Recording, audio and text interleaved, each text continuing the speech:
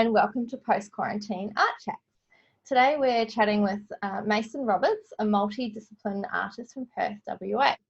I met Mason last year at the Artist Path panel hosted by The Hatchling and Rochelle Dusting. And one thing that really stood out to me about Mason was his fun and positive outlook on life, and I've been really trying to apply that approach in my own practice. Mason has an impressive creative resume, including graphic design, modelling and visual arts, and has a unique ability to truly follow his intuition and creative energy and bring his ideas to life. So thank you for joining us, Mason. That's me. Thanks for having me. Cheers. So firstly, during this whole COVID thing, how have you and your family been? Yeah, really good. So I was in Sydney prior to the major, the borders closing and all that. And then I got a few phone calls from family and friends, and they said advised me to come home just before all the craziness. So I ended up doing that, and yeah, I'm actually living with my cousin and her boyfriend at the moment, which is really cool. Yeah. And yeah, family are good. We were quite proactive with it, and we weren't going out too much, and we're all keeping each other safe. So yeah, we're trying to play it safe. But yeah, everyone's been screwed over in some way or some form. Yeah. Everyone's lost a big lot of money somewhere or somehow. Yeah, I know. Yeah, it's craziness. So for those who aren't acquainted with your work, can you just give us a little summary on what your arts practice looks like? Oh my God, I don't even know myself. Mine changes every day. I feel like it's I started off with black and white realism stuff, and then that kind of got old because I felt like a bit like a human printer. And then I moved into the more fantastical, surreal world. It's usually figurative in some sense, there's always a figure in there. But yeah, it's really fantastical, surreal, dreamlike stuff. But I'm not really sure. I'm just trying to figure out my style kind of now. I was always against having a style. My style was having no style, but now I'm trying to, actually have a style, which is really cool. It's a bit the same to start out with. I really liked that I felt like I was very versatile in my creative world. Now I've sort of found this niche I'm really happy in, but I kind of already am preemptive, I wonder what the next thing's going to be that I'm going to move on to. Yeah, I know. Projects. That's the thing. Already.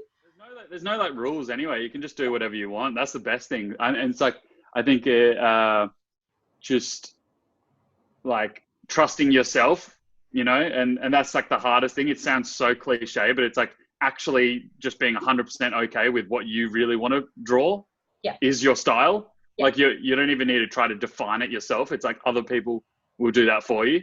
That's it. So, oh yeah, for sure. Yeah. I really love that Seinfeld series that you did. Yeah, that's so cool. I sat down and watched Seinfeld.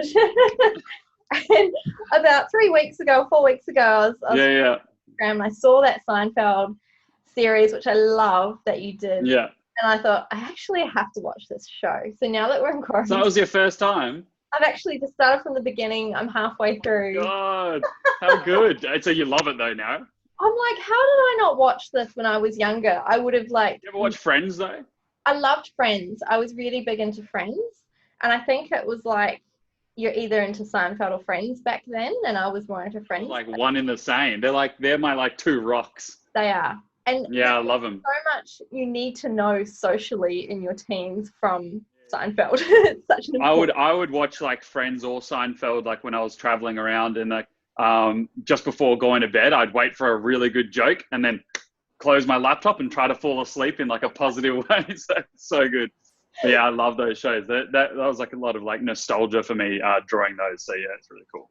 I can't sleep now without watching an episode before I go to bed. Yeah, it's so bad. I feel anxious, and I feel like I can't wind down. I have to watch one. Yeah, they say don't watch something before you go to bed, but I think that's false. I don't know. I like watching something. I need to watch something. I went and bought those glasses, those blue glasses. Oh yeah, do they work?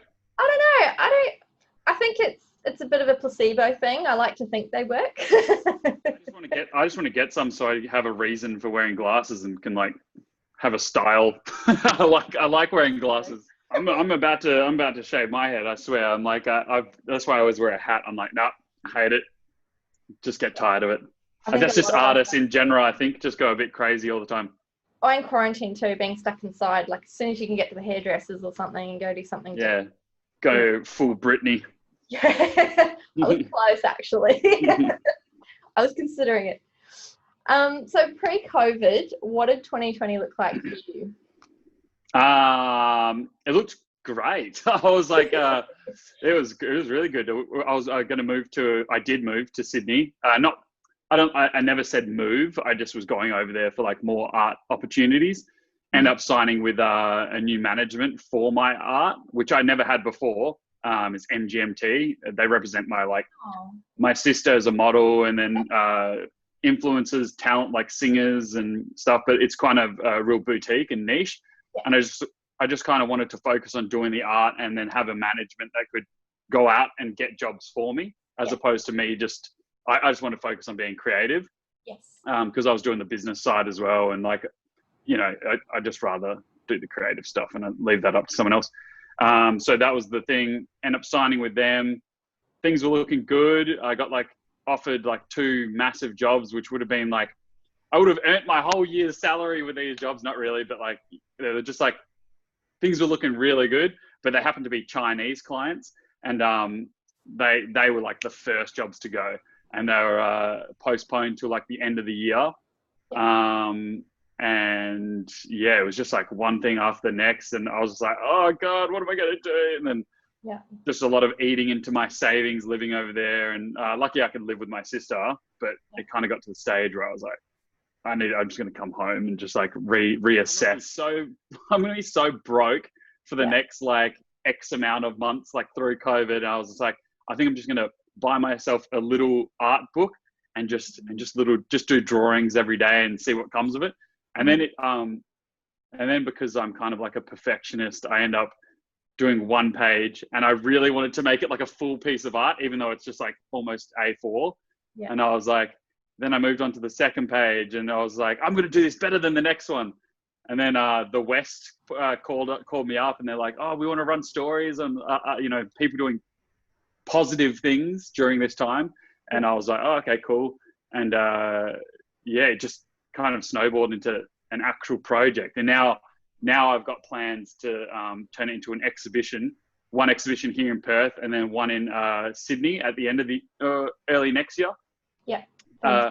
Hopefully 30 pages, all A4, choose the 5 best ones, turn them into massive pieces. And then we're going to mass produce the diary itself and do prints and all the whole thing. I'm not sure how I'm going to do all this, but these are like the goals. I kind of just like throw ideas out into the ether, and then whichever one like kind of sticks, I just go with that. And then this seems to be like the right direction. Like all of your work's amazing, but this is something about this particular project that you're working on that's so special.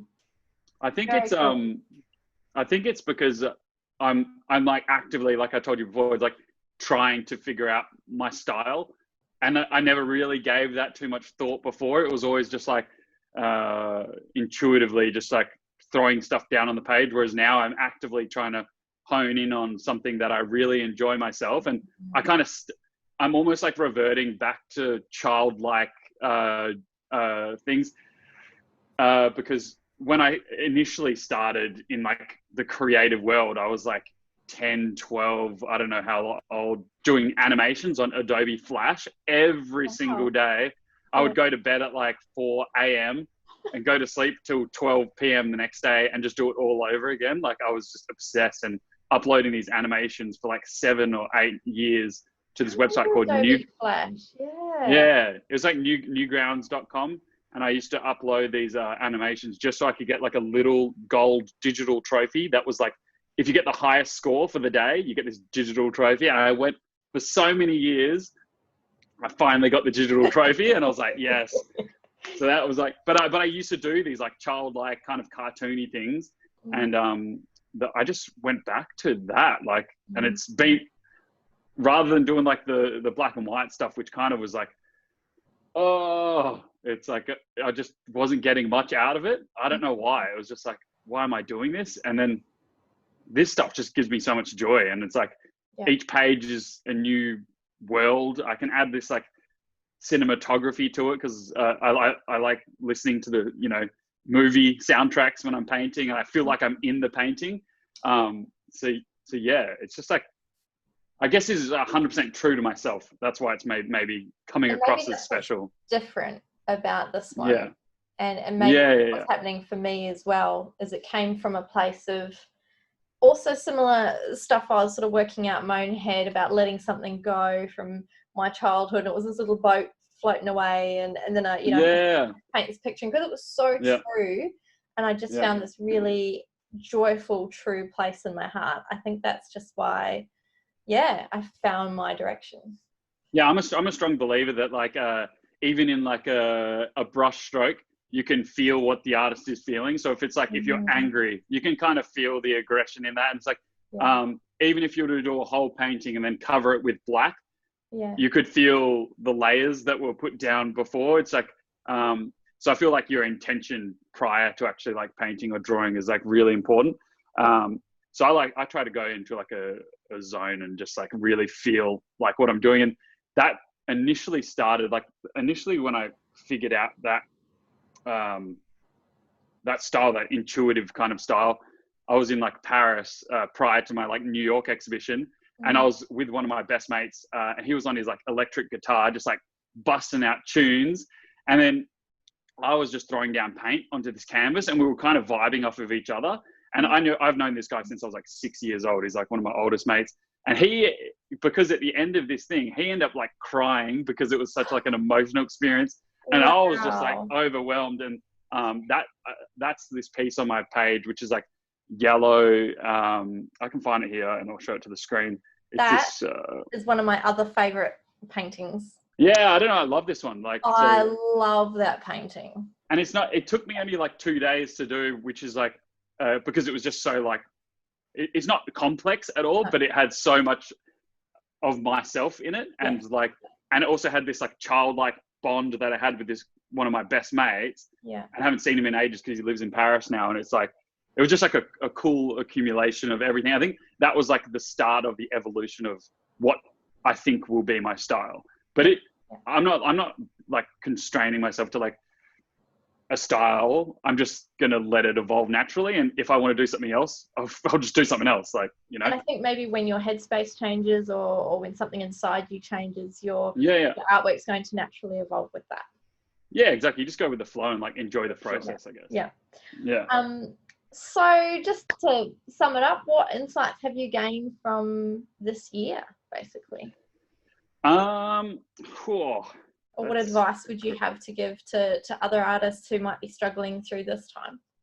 I always say to like, the only thing that comes to mind initially, I was talking to a few mates yesterday, is like, you always have like peaks and troughs in your life. But I guess us as artists, we are artists, like the true artists, kind of dedicated their whole life to the arts. And if you're going to be doing it for your entire life, you're going to have like peaks and troughs. And in those troughs, I find if you like really apply yourself and you work as hard as you like, you really push and grind out of those times and try to utilize that negative energy for something positive. That's when you really start to see something amazing happen. So I always try to push myself in these times and try to figure out, like, take a less emotional approach and look at the situation logically and just figure out like a pragmatic approach to it and just figure it out and try and turn it into a positive. And I think that's what this quarantine diaries is. And that's the advice. Just keep grinding. You got to do it. If you're going to be doing it for your whole life, you just got to do it. We always have these ups and downs, and especially as artists, I think they're magnified because we're very in tune to our feelings, and because that's what we pour out of us and our work. So I think these highs and lows are really magnified, and I think a few people have really got themselves in a bit of a negative situation, and I think for other people, they've looked at it and gone, well, this sucks, but how can we find a way out? And I think that's kind of the fortunate side to being creative, is you can kind of create your way out of it as well. You sort of have a broader view. I really appreciate you adding me to the list of creatives. Thank you. Yeah, it's a lovely little project. It really just came from a place of my whole year was kind of planned out, and I came to quite a sudden halt, and I was sitting there twiddling my thumbs like, what do we all do now? Like, how long is this going to go on for? What's going to happen? And then a few people I know were really in a really dark place about it, and scared. And I've noticed that fear is something that's really gripping the world at the moment, and people are angry and are scared, and there's a lot going on for everyone. So I thought this was a really good opportunity to connect, because we are pretty disconnected with what's happened. And just together, just find a positive way through it. I mean, I spoke to someone a few weeks ago whose career just came to a complete stop. 1.5 years of work just went down the toilet, and oh my God. they just are like, they don't know what to do, you know. And I think even connecting with people who are really struggling, lost their jobs and going through that, hearing their experiences helps other creatives and other artists to go, oh, it's not just me. You know, it's not just it's not me that's only going through this lack of work or this situation. And to see how others have coped and found their way through it, I think if we have these discussions, we can really just build each other up and get through it together. Well, it's like level the playing field, essentially. Like, so if you think about it in that approach, then it's like, and I think, you know, when you go through a hard time and it's something internal and you can't really, you don't feel comfortable sharing it with others, you can feel very lonely. But I think when you're going through a hard time and you can talk about it, or you can hear others talking about it, it doesn't feel so hard, you know. You can go through it. Yeah, exactly. Yeah, it's all good. We got to stick together. Yeah, we got to stick together, and that's like, I'm glad I met you and like the other people from that one night, and it was an amazing evening. It was really good. We've got to do something like that again, for sure. Yeah, and we all learn something off each other, and yeah, exactly. Great industry. I'll never leave it. Oh, yeah, no, me neither. All right, lovely to chat to you. You take care, and I look forward to seeing your exhibition. Hit me up about where it'll be, and I'll definitely be there when it's all done. It'll be probably January, February at Cabinet Noir in the city. Okay. I'm not sure. That's in Rain Square. Yeah. We're just pre-planning it now, but yeah, that's where it'll be. Yeah, well, make sure you let me know anyway. I'll definitely come to that. Yeah, sure, we'll do. Cool. Alrighty, take care. See ya.